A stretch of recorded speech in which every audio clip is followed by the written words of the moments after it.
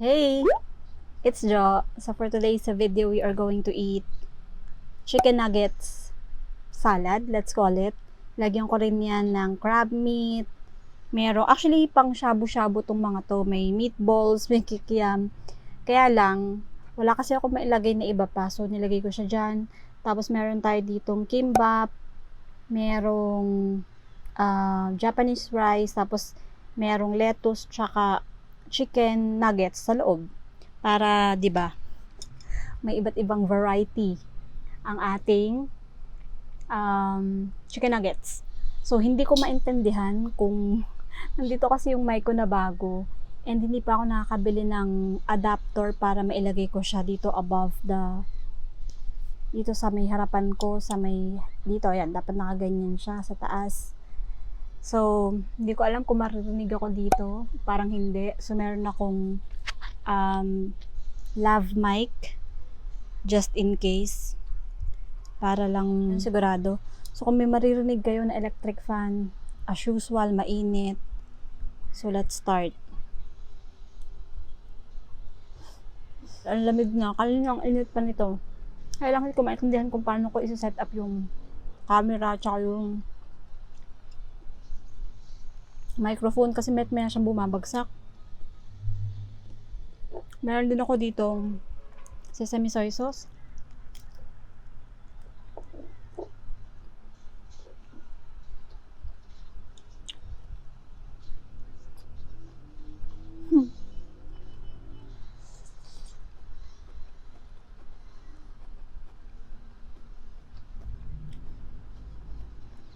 Feeling ko tong shotgun mic ko, walang nakukuha na audio. Kasi hindi siya nakatapat directly sa bunganga ko. Pero hayaan na natin. Oh, ito yung kimbap na pinagkahirap-hirapan kong baliktarin para mapunta dun sa labas yung kanin. In fairness naman, mukhang okay naman ang itsura. At masarap siya.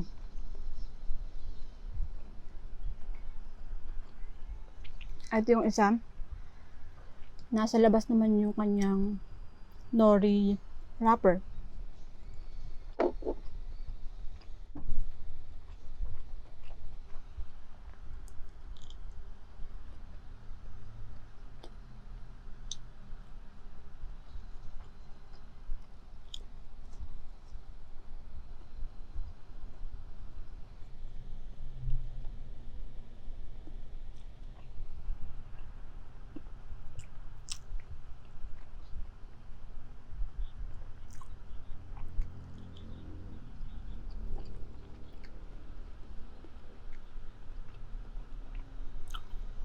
Ito yung chicken nuggets na ginamit ko.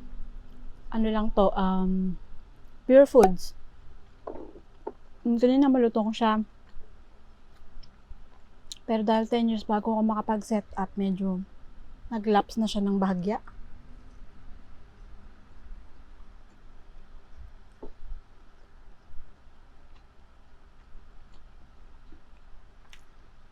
Although masarap pa din.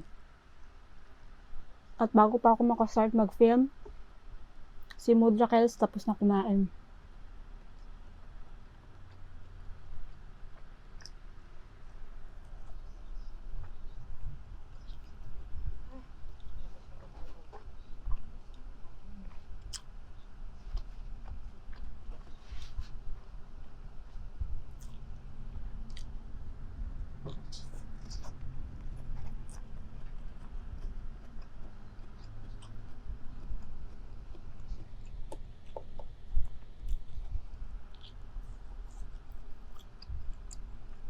Nag-try akong gumamit ng tinidor.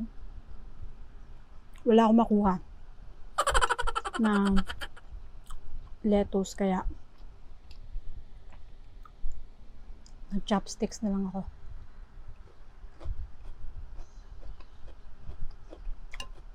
Kahit na hindi rin naman ako magaling mag-chopsticks. Practice ba?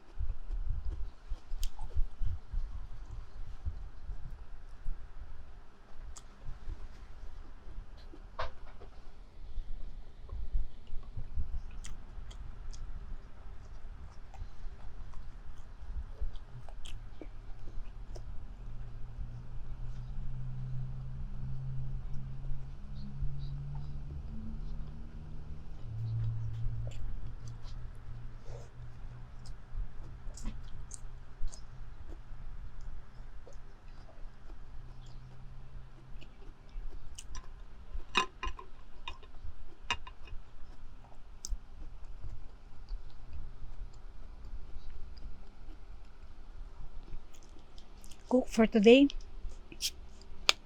Tanggal na nga yung lamig niya dahil sa tagal ko mag-set up.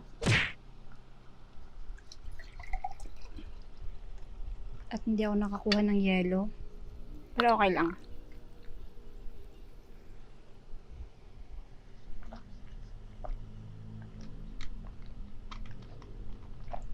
Wala ako na ready na story time for today. Gusto ko lang talagang mag-film.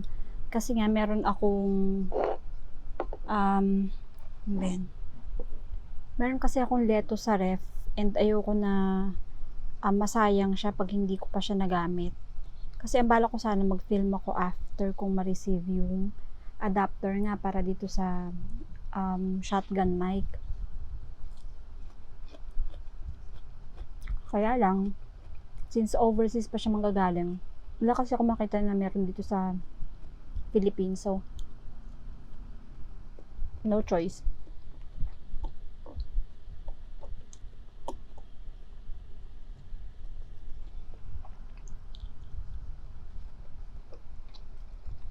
Buti lang sa Shopee. Para na siyang SM. They got it all for you. For us pala.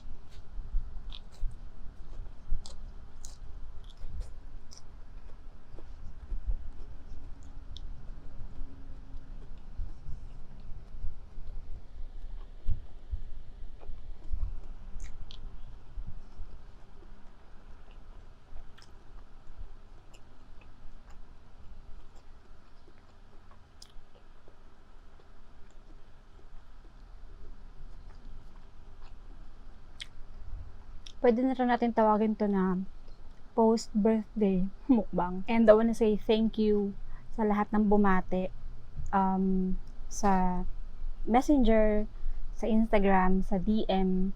Hindi na ako masyado nagpa-Facebook pero sa Facebook na din. And isa sa mga greetings na sobrang nagpa-happy sa akin is yung galing sa inaanak ko, si Lira Light. Hi Lira!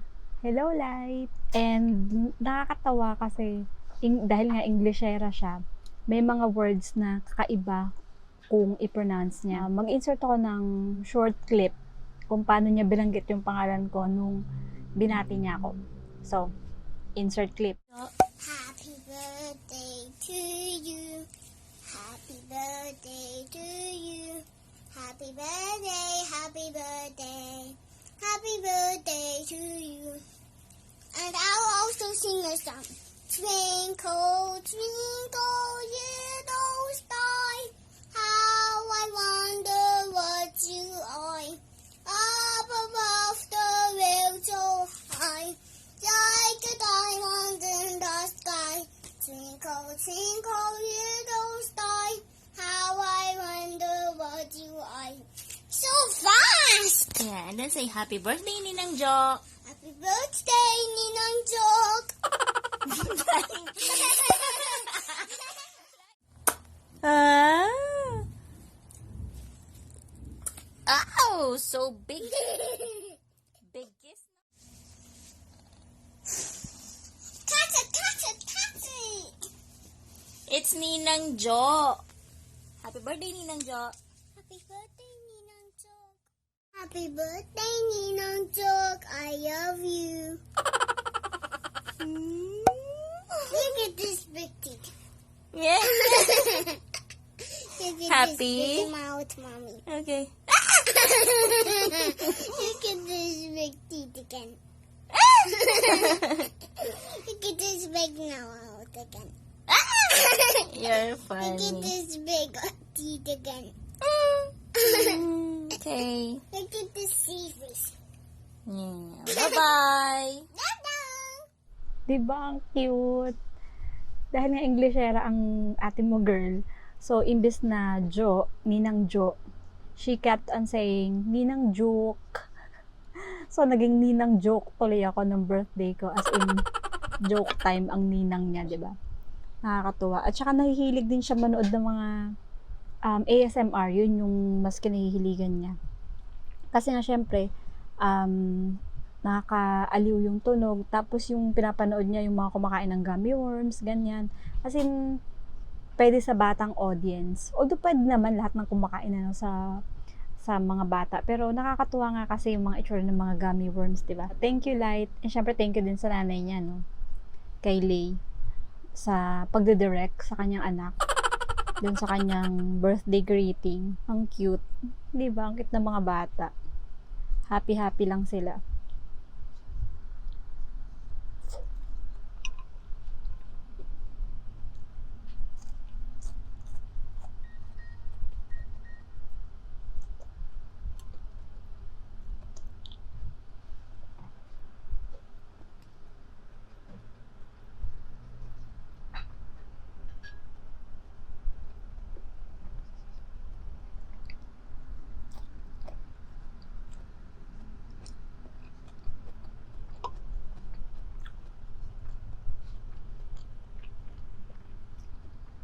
Sabi ko nga dun sa friend ko,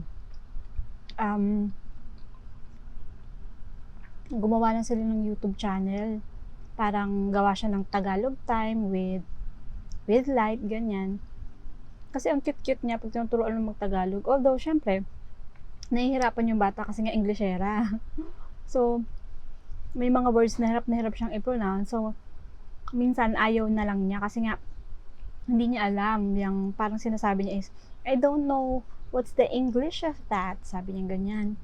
Tapos, dahil nga Englishera at may accent ang baby girl, minsan ang hirap niyang intindihin sa totoo lang.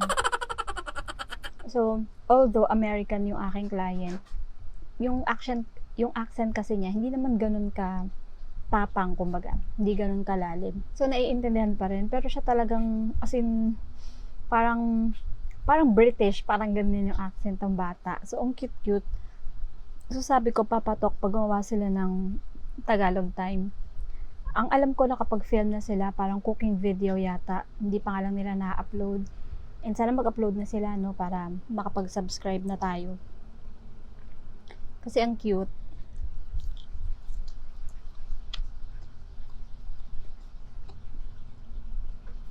Medyo isa pa sa mga kinabibisihan ko ngayon. Medyo nagkaroon ako ng bagong routine. Kasi dati, after ng shift, matutulog na. Halos wala talaga akong exercise kung tutuusin. Kasi yung routine ko lang is, pagbangon ko sa kama, diretso ako dito sa aking small office. Uupo. Tapos, tatayo ulit para maligo, para kumain. And then, after ng shift, higa, tulog. Ganun yung routine ko.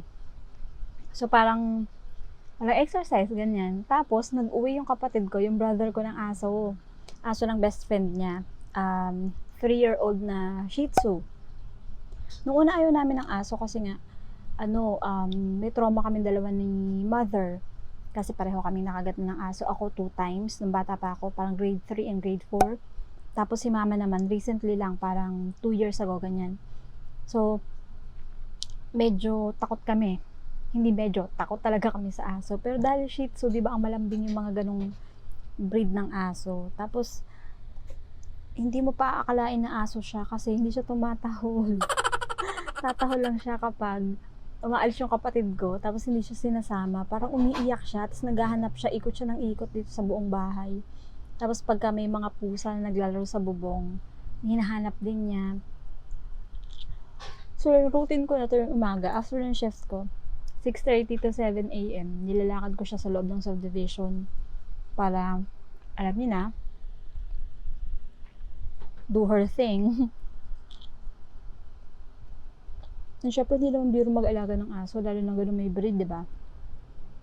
Medyo magastos siya kasi kailangan mo siyang bilhan ng dog food. Although, mas gusto niyo kumain ng chicken joy, adobo, chicken adobo, corned beef, ganyan.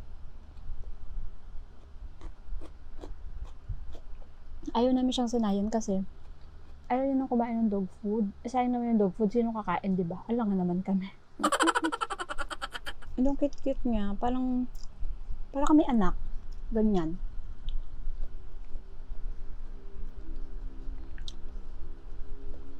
Dahil malambing siya, kumbaga, pansamantala lang naman. Inampo namin siya kasi ipapabreed ng kapatid ko tsaka ng best friend niya yung aso. So, dahil malapit dito sa amin yung magiging mate niya, kaya dito muna siya magstay sa amin for a few months.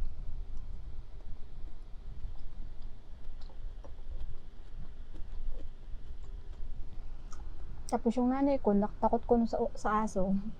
Ayaw na ibalik yung aso. Huwag na ibalik sa may-ari, dito na lang daw. Kasi yung mamimiss daw niya. Ganyan. Nakakatawa.